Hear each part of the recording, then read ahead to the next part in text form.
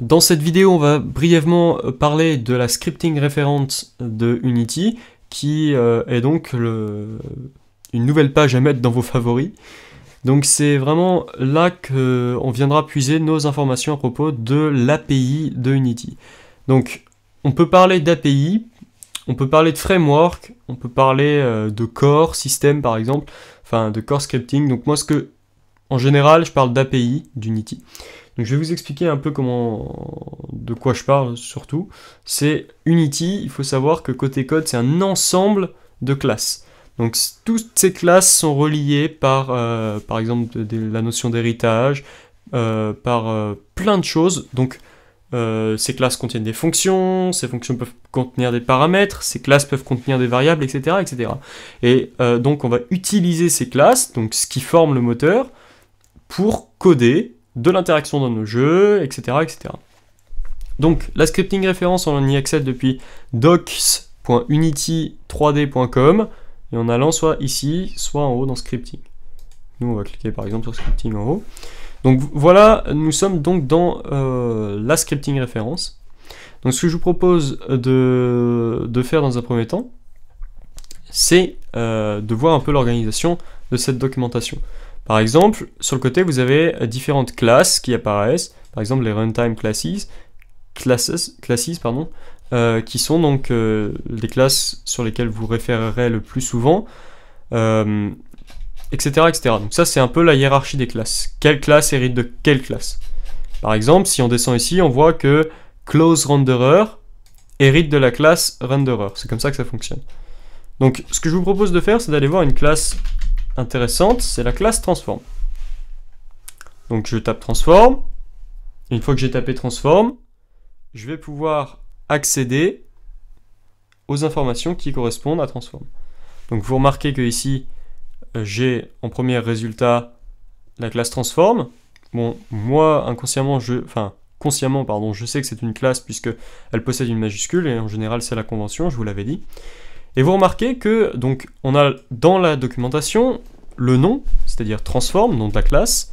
On voit qu'elle hérite, inherits en anglais ça veut dire elle hérite de la classe composant et que elle a la possibilité d'être une énumération, c'est une sorte de tableau, donc c'est donc la possibilité de, en quelque sorte, d'utiliser des recherches dans des tableaux. Par exemple, si vous avez des enfants dans votre game component, vous pourriez y accéder aussi via transform. Donc ensuite vous avez un exemple majoritairement affiché en JavaScript, vous avez C# et Boo aussi, comme ceci tout simplement en cliquant. Ça vous donne un aperçu des autres langages. Donc vous avez l'exemple ici, par exemple, move pour ici, par exemple, pour bouger 10 enfants, c'est ce dont je vous parlais précédemment. Bouger 10 enfants d'un GameObject qui sont donc les enfants d'un GameObject. Mais bon, c'est pas très honnêtement la manière la plus courante d'utiliser la classe transform. Moi, ce que je vous propose de voir, c'est différentes notions importantes dans la documentation. C'est toutes ces choses-là. Donc par exemple, on a variables, qui sont donc les variables de la classe transform. Donc on a position, local position, donc vous voyez qu'après on a une description, donc the position of the transform in the world space. Ici par exemple, on a la description de la classe, par exemple, every object in a scene has a transform. Donc chaque objet dans la scène a un transform. On voit aussi position, rotation and scale of an object. Donc ça c'est vraiment la description de la classe, pardon. C'est-à-dire qu'elle représente cette classe, la position, la rotation et le scale d'un objet, c'est-à-dire la mise à l'échelle d'un objet. Donc vous voyez, on a différentes informations vraiment importantes à retenir dans la documentation. Donc je reprends, ici on a les variables, donc par exemple une variable position, etc., qui sont des variables de la classe transform, comme on les avait déclarées, par exemple on avait déclaré non personnage dans l'exercice 1. Ici on a les fonctions, donc par exemple translate, qui permet donc moves the transform in the direction and the distance of translation, ça veut dire en gros on déplace dans la direction move the transform, donc déplacer le transform dans la direction et la distance de la translation, c'est-à-dire tout simplement déplacer un objet dans un axe. on a rotate, etc. Donc ça, c'est les fonctions de la classe transform. Et ensuite, on a les membres hérités. Donc un membre, je vous l'avais dit, c'est quoi? C'est soit une variable, soit une méthode. Donc soit une variable de classe, soit une méthode. Forcément de classe. Une méthode, c'est le nom qu'on donne aux fonctions de classe. Donc vous voyez marqué ici inherit variables, ce qui signifie variable héritée. Donc on sait maintenant que, bon alors c'est un peu confus, la doc est, selon moi ici est un peu confuse au niveau des membres hérités, c'est pas les variables héritées, c'est pas les transform, n'est pas une nouvelle variable qui, comment dire, qui hérite de transform. Enfin c'est assez confus, essayez de comprendre de la manière suivante. Quand on clique sur transform, par exemple la variable, on voit que cette variable est de type transform. Donc c'est ça qu'il faut comprendre, c'est que la variable, quand on la crée, on l'instancie et elle est de type transform. D'accord? Donc, et on remarque aussi que cette variable, donc variable transform de type transform, elle a été instanciée dans quelle classe? Elle a été instanciée dans component. C'est-à-dire que depuis component, on peut accéder à la variable transform. Mais cette variable transform est de type transform, c'est-à-dire que si on appelle transform et qu'on fait un point, eh bien on aura toutes les variables et toutes aussi les méthodes que la classe transform contient par l'intermédiaire donc de cette instanciation. Donc on a les variables héritées, on a aussi les fonctions héritées, donc par exemple getComponent qui, si on clique dessus, vous voyez qu'est hérité de la classe component. Donc on a différentes ici informations, différents exemples par rapport à la classe à la fonction getComponent, pardon. Et on a les classes aussi, les classes de fonctions. Alors c'est autre chose. Pour l'instant, on va s'intéresser juste à cela pour comprendre comment est organisée la documentation. Donc, comme je vous l'ai dit, on peut cliquer sur des textes à certains moments. Par exemple, là, je peux dire inherit from component et je vois que component est cliquable. Je clique dessus, je pense que c'est une classe parce qu'elle a un C majuscule et je vois que c'est une classe qui hérite de objets.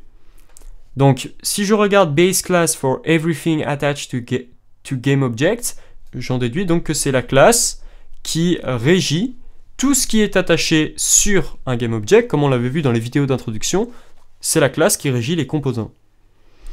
Et je retrouve ma fameuse variable transform, qui, je le rappelle, est de type transform, est instanciée via la classe transform. Donc si je clique dessus, je retombe sur la même page que tout à l'heure, donc je retombe sur ma description qui me dit que c'est une variable qui est instanciée et qu'elle est de type transform. Elle est de type la classe transform. Donc j'ai après de tas d'autres choses, hein. Vous remarquez par exemple ici le rigidBody qui, vous voyez, est de type la classe rigidBody. Et si on clique sur la classe rigidBody, on voit bien qu'elle hérite de composants.